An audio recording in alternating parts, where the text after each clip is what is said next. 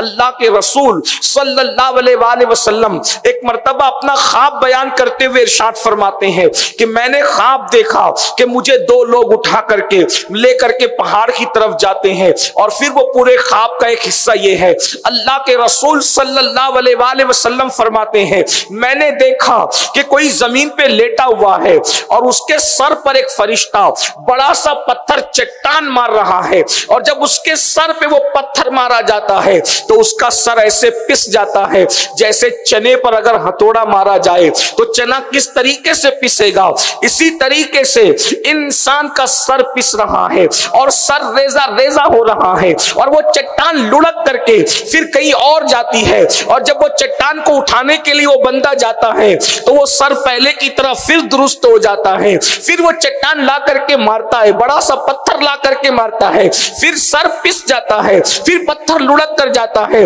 جب وہ پتھر کو اٹھا کر لاتا ہے تو اٹھا کر لانے سے جتنی دیر لگتی ہے اتنی دیر میں سر پھر درست ہو جاتا ہے۔ میں نے پوچھا جی یہ کون لوگ ہیں؟ تو کہا گیا یہ وہ لوگ ہیں جو نماز میں سستی کیا کرتے تھے، جو نماز میں سستی کرتے تھے، یعنی نماز کو وقت پر نہیں پڑھتے تھے۔ میری بہنوں بتاؤ اگر سر سے لوہا ٹکرا جائے یا سر دیوار سے ٹکرا جائے تو ہمارے سر کی کیفیت کیا ہوتی ہے؟ تھوڑا اپنے آپ پر رحم کرو، اے خاتون جنت کی کنیزوں اپنے حال پہ رحم کرو۔ ہم اللہ کے عذاب کو برداشت کرنے کی طاقت نہیں رکھتے، ہم اللہ کے عذاب کو برداشت کرنے کی قوت نہیں رکھتے۔ اللہ کی بندیوں ذرا سوچو تو صحیح، جب نماز نہ پڑھنے کی وجہ سے، سجدہ نہ کرنے کی وجہ سے، اللہ کی بارگاہ میں سر نہ جھکانے کی وجہ سے، جب اسی سر پر پتھر پڑیں گے اور سر کچلا جائے گا پتھروں سے تو کون بچانے کے لیے آئے گا؟ میری بہنوں کسی کو خبر ہی نہیں ہوگی۔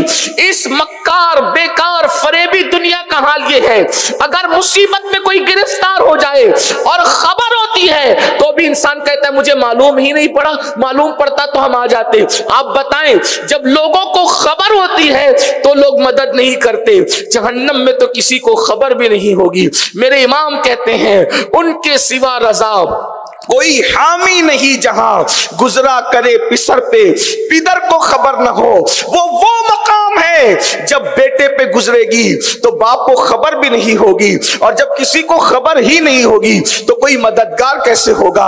اگر خبردار کوئی ہوگا اور مددگار بھی کوئی ہوگا تو وہ ایک ذات ہے، وہ محمد الرسول اللہ مصطفیٰ جان رحمت صلی اللہ علیہ وآلہ وسلم کی ذات ہے۔ اے خاتون جنت کی کنیزوں، مگر وہ رسول بھی ارشاد فرماتے ہیں کہ جو نماز کو چھوڑ دیتا ہے قیامت کے دن اس کے ساتھ میرا کوئی وعدہ نہیں ہے۔ میری بہنوں آپ کھانے پکانے کے لیے کچن روم میں گھنٹوں گزارتی ہو، اپنی سہیلیوں کے ساتھ بیٹھ کر گھنٹوں گپ شپ کرتی ہو، سیریل بھی دیکھتی ہو، فلمیں بھی دیکھتی ہو، اس کے لیے وقت نکال لیتی ہو، مگر میری بہنوں آج اس سنی اجتماع میں ہماری گزارش یہ ہے آپ کو اللہ کا واسطہ ہے آپ نمازی بن جائیے۔ ایک وقت کی نماز کے لیے صرف 10 منٹ کا ٹائم لگتا ہے۔ میری بہن نماز کی طرف آئیے۔ میری بہنوں دیندار بننا ہے تو دیندار بننے کا سب سے پہلا زینہ نماز ہے۔ اگر تم نماز پڑھو گی تو دھیرے دھیرے خود ہی اللہ کے قریب ہو جاؤ گی، دین کے قریب ہو جاؤ گی۔ اور میری بہنوں نماز اگر نہیں پڑھو گی تو آپ نے عذاب کی ایک شکل سنی ہے، اس کے بعد میں آپ کو بتاؤں اللہ کے حبیب علیہ الصلوۃ والتسلیم فرماتے ہیں مرتے وقت سب سے زیادہ اگر کسی کو تکلیف ہوتی ہے تو بے نمازی کو تکلیف ہوتی ہے، بلکہ ایک شکل بتائی گئی کہ بے نمازی کو مرتے وقت اللہ اتنا پیاسا کر دیتا ہے، اتنا پیاسا کر دیتا ہے کہ اللہ اکبر، کہ اگر اس کے حلق کے اندر 7 سمندروں کا پانی بھی نچوڑ دیا جائے تو بھی کوئی اس کی پیاس کو نہیں بجھا سکتا۔ میری بہنوں بتاؤ 10 منٹ کس کو کہتے ہیں؟ اگر انسان منہ میں پان رکھے تو پان بھی انسان 10 منٹ میں نہیں چباتا، پان کھانے میں بھی 10 منٹ سے زیادہ کا وقت لگتا ہے، کھانا کھانے میں بھی 10 منٹ سے زیادہ کا وقت لگتا ہے۔ اپنے آپ پر رحم کرو، اپنے حال پہ رحم کرو۔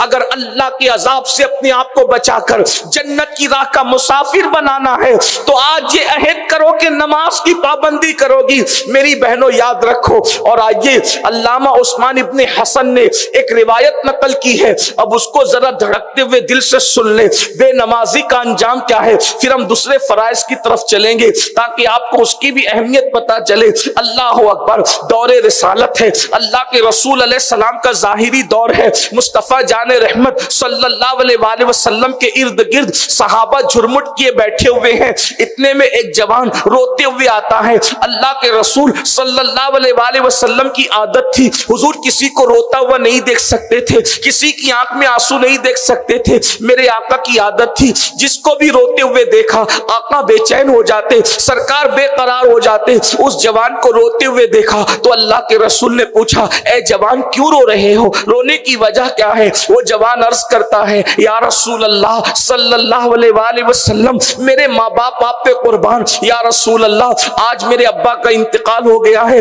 میرا بابا مر گیا ہے آقا، مگر ہم دیہاتی لوگ ہیں، ہم دیہات میں رہتے ہیں اور ہمارے یہاں میرے باپ کو نہ کوئی غسل دینے والا مل رہا ہے، نہ کوئی کفن پہنانے والا مل رہا ہے، نہ کوئی نماز جنازہ پڑھنے والا مل رہا ہے۔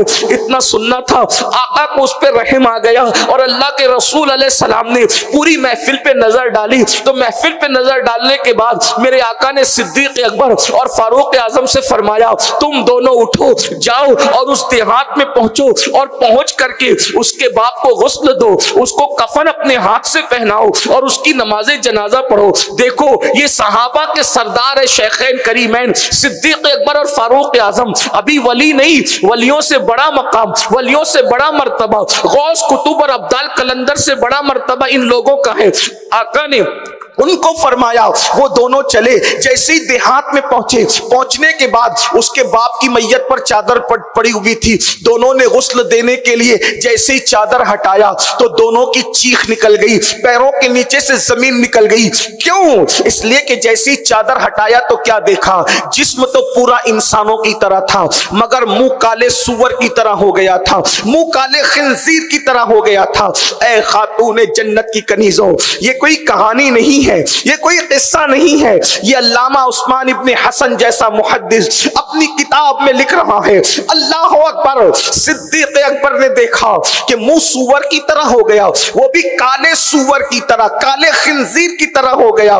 دونوں رو پڑے، اللہ سے معافیت کا سوال کرتے ہیں، چونکہ وہ رسول اللہ کا ظاہری دور تھا تو اللہ نے یہ نشانی دکھا دی، اب تو یہ نشانی دکھ بھی نہیں سکتی کیونکہ اب جو کچھ ہوتا ہے وہ قبر کے اندر ہوتا ہے۔ ہم اللہ سے عافیت کا سوال کرتے ہیں، ہم اللہ سے عافیت کا سوال کرتے ہیں۔ اللہ اکبر، ایک قاصد بھیجا گیا، یا رسول اللہ اس کا منہ تو کالے سور کی طرح ہو گیا، اس کو کیسے غسل دے، اس کی نماز جنازہ کیسے پڑھے، اس کو کفن کیسے پہنائے؟ میرے آقا علیہ السلام نے جب یہ سنا تو اللہ کے رسول خود تشریف لائے اور آنے کے بعد اللہ کے حبیب علیہ السلام نے دیکھا کہ چہرہ اس کا سور کی طرح تھا، کالے خنزیر کی طرح تھا۔ آقا بھی رو پڑے، حضور علیہ السلام کی آنکھوں میں آنسو آ گئے۔ میرے آقا نے ہاتھ اٹھائے اور دعا کی، اللہ اس کا چہرہ درست کر دے مولا۔ اللہ نے اس کا چہرہ درست کر دیا، جلدی سے صحابہ نے غسل دیا، کفن پہنایا اور اس کی نماز جنازہ پڑھی گئی۔ نماز جنازہ پڑھنے کے بعد کسی نے چپ سے کہا، پہلے تو منہ اس کا سور کا ہو گیا تھا، حضور کی دعا سے اچھا ہوا، اب نماز جنازہ کے بعد چیک تو کر لو، دیکھ تو لو کہ منہ کیسا ہے۔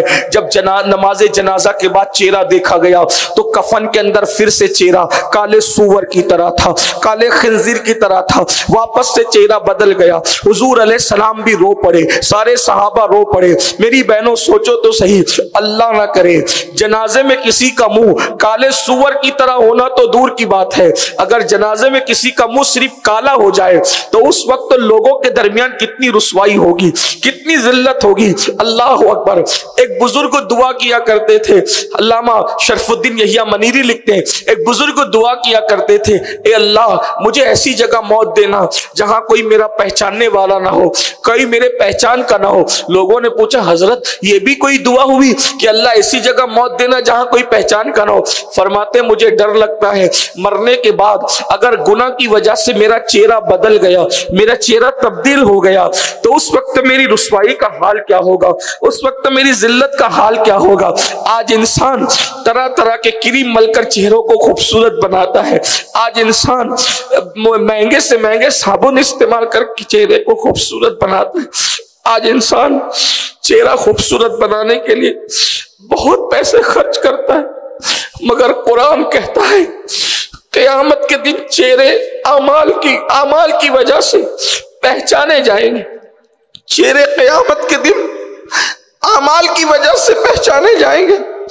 جن کے عمل اچھے نہیں ہوں گے ان کے چہرے بگڑ جائیں گے, سیاہ ہو جائیں گے, مسک ہو جائیں گے, اور جن کے اعمال اچھے ہوں گے ان کے چہرے 14ویں رات کی طرح چمکیں گے.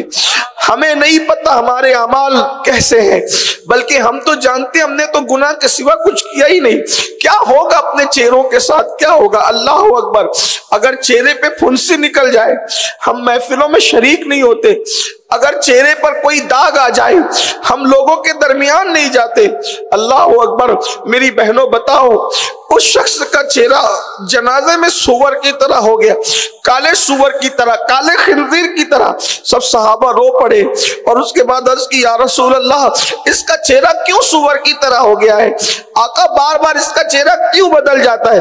تو اللہ کے رسول علیہ السلام نے خود کچھ ارشاد بھی فرمایا, بلکہ اس کے بیٹے کو بلایا اور بیٹے کو بلانے کے بعد فرمایا تو بتا, میرا اللہ کسی پہ ظلم نہیں کرتا, میرا اللہ کسی پہ ظلم نہیں کرتا, میرا اللہ ستار ہے, کسی کو رسوا نہیں کرتا, کسی کو ذلیل نہیں کرتا. تیرا باپ یقیناً کچھ نہ کچھ بڑا جرم کرتا ہوگا, بتا تیرا باپ کرتا کیا تھا جس کی وجہ سے اس کا چہرہ بار بار سور کی طرح ہوتا ہے؟ اس نے عرض کی یا رسول اللہ میرا باپ ہر نیکی کرتا تھا, ہر نیک عمل کرتا تھا, مگر نماز کے وقت تو سو جاتا تھا. وہ نماز کی اہمیت نہیں جانتا تھا, وہ نماز کی قدر نہیں کرتا تھا. تب اللہ کے رسول نے فرمایا اے میرے صحابہ سنو, جب کوئی نماز میں سستی کرے گا, نماز کی ناقدری کرے گا, اور جب وہ مر جائے گا تو قیامت کے دن وہ کالے سور کا منہ لے کر کے اٹھے گا, کالے خنزیر کا منہ لے کر کے اٹھے گا. اللہ اکبر. میری بہنوں بتاؤ, ذرا غور کرو, آج بہت سادگی سے تم کہہ دیتی ہو کہ ہمیں نماز کے لیے ٹائم نہیں ملتا. یہ جھوٹ ہے میری بہنوں, یہ فریب ہے. نماز کے لیے ٹائم کیوں نہیں ملتا جب ہمیں کھانے کے لیے ٹائم ملتا ہے, سونے کے لیے ٹائم ملتا ہے, سہیلیوں کے ساتھ بیٹھنے کے لیے ٹائم ملتا ہے, بلکہ لوگوں کو غیبت کرنے کے لیے ٹائم ملتا ہے, چگلی کرنے کے لیے ٹائم ملتا ہے. نماز کے لیے کیوں ٹائم نہیں ملتا؟ آپ کو عہد کرنا ہوگا, آپ کو طے کرنا ہوگا.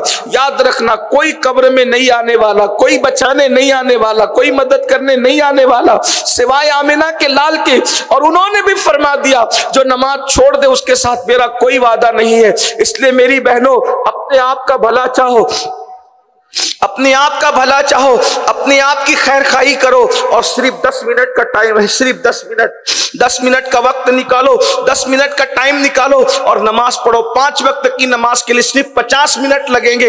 انشاءاللہ دنیا بھی سنور جائے گی, آخرت بھی سنور جائے گی. اور ایک بات میں آپ کو بتاؤں, جب میری بہنوں تم نماز پڑھو گی تو تمہارے بچے بغیر بولے نماز پڑھیں گے. آپ کے بچوں کو بولنا نہیں پڑے گا. ماں کو سجدہ کرتے دیکھ کر بچے بھی سجدہ کرتے ہیں. اس لیے نماز کی طرف آؤ, بہت برکتیں ہیں نماز کی.